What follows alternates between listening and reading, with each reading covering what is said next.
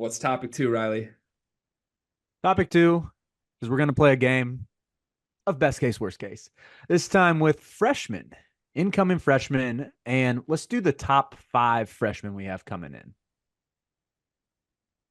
Ooh, top five freshmen we have. Okay. So I'm going to kick Uh, us off with Cooper Flagg. Who wants to take best case here for Coop? mm, I mean, we all know the best case, don't we? I mean, best case is that he's generational. Like he's Yeah. generational. He's National Player of the Year. He has a Zion Williamson level effect on Duke's team, and Duke does it. Duke wins a national title, and Cooper Flagg does like the whole.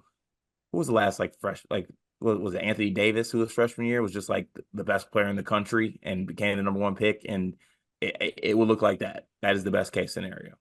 Yeah. Yeah. I'm The best case is it, like Duke's entire student body starts bringing white flags to games, and like they sell white flags, and it's like raise the flag, and the Brotherhood becomes the flagship, and like for decades onward he's considered the greatest player in Duke history. Like that's on the table here. if any of that comes remotely close to happening, if Duke wins the title, I'm gonna need a 2 month break in the spring, and this will become Guy days, and I will let Guy take my place, and you have to deal with the consequences if he says some out of pocket stuff about Georgia Tech. Great, What great. about worst? What about worst case for Coop? Mm, Does Coop have a shoe deal yet? I don't think so. No. His worst case to me is like the Zion like Adidas shoe deal where he just like busts a shoe and gets hurt and we never hear from Mm-hmm. him again. And then he falls in love with like strippers. You want to know my really really worst case, Yeah. and this is very very negative here. Like we realize that Coop is has he kind of is a funky jumper, and it becomes like a Michael Kidd Gilchrist like level player Ah! because of his jumper. I know it's ugly though.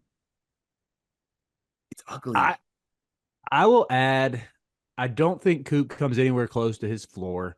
I think my prediction for most likely outcome is a Marvin Bagley type impact where he's averaging like 17 and 8, probably.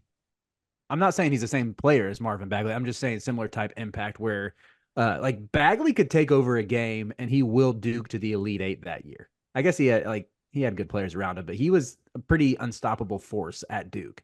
I think of Bagley as like better than Brandon Ingram, not as good as Zion or Paulo in terms of like Duke one and dones.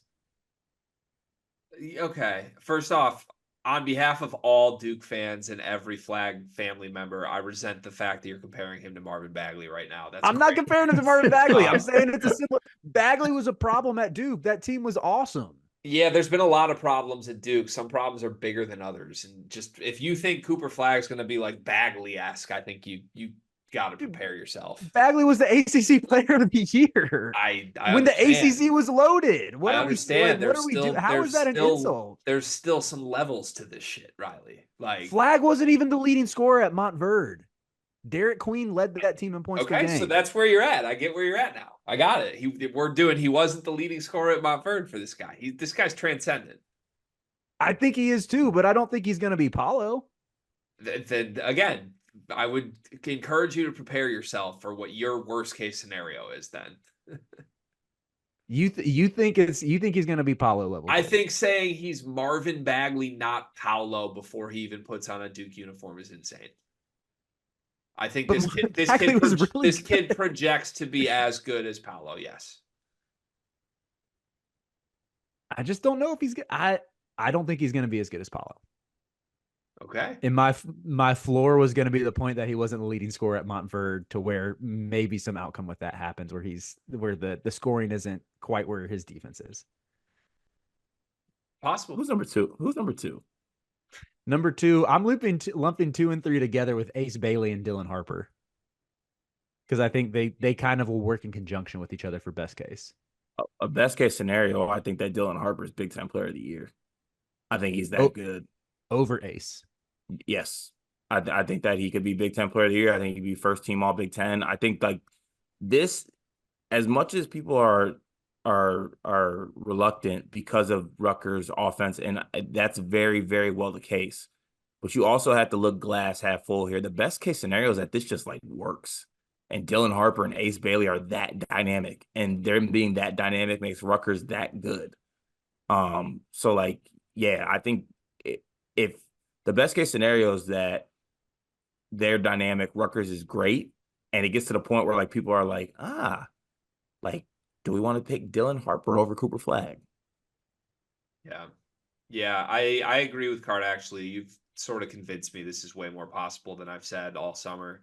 I think it is possible Rutgers wins the Big Ten by like multiple games because these guys are just awesome. That's the best case.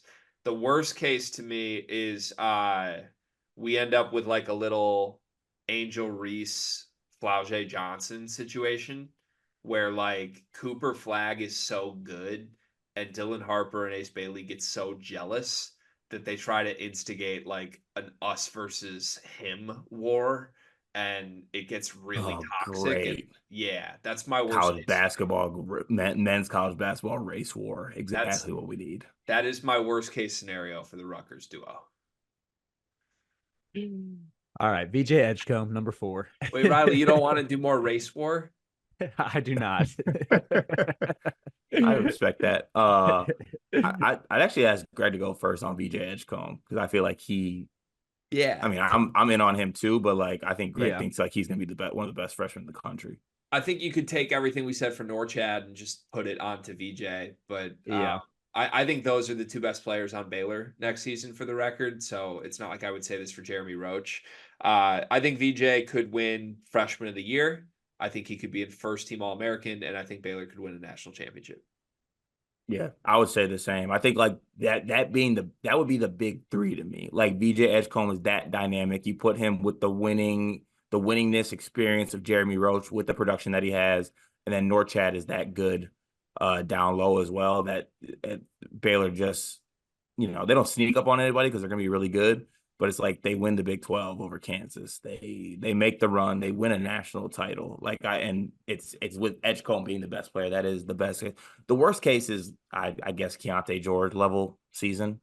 Like he's productive, but like it doesn't lead to anything, and it doesn't work. And maybe him and Jeremy Roach clash during the season. Yeah, I'm with that. Agree. All And right, last the one. the worst case is Scott Drew takes the UConn job after Dan Hurley leaves for the Lakers, and VJ is like, "Huh? Where do I go?"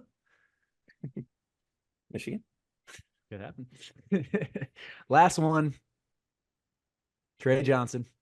Okay. Yeah, it's time. Excuse me. I need to take the floor. The best case scenario is we see the best backcourt that we have seen in the last 25 years between Jordan Pope and Trey Johnson. Rodney Terry beats the allegations. And Texas wins the Big 12, and Texas is a Final Four team. That is the best case scenario. Trey Johnson is that good. He is that dynamic.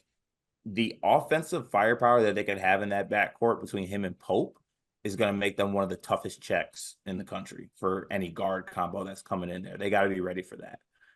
Worst case scenario here, Rodney Terry does not beat the allegations. This is his last season that I'm giving him leeway. I will be fully out on the horns. I will not hook anything. I won't even throw my coat on a hook anymore if he blows it this season. I will not hook anything is crazy because you still play golf. I slice. I don't hook. Got it. The best case scenario for Trey Johnson is that I learn who he is at some point this season. That would be good. I hope that happens. I need you to learn. Seriously, G. If you love Edgecomb, you will love Trey Johnson. Yeah, I would love to be familiar with him. I'm not. Sorry, I don't know. Like, I normally try. I do. I don't know who this is. I respect it.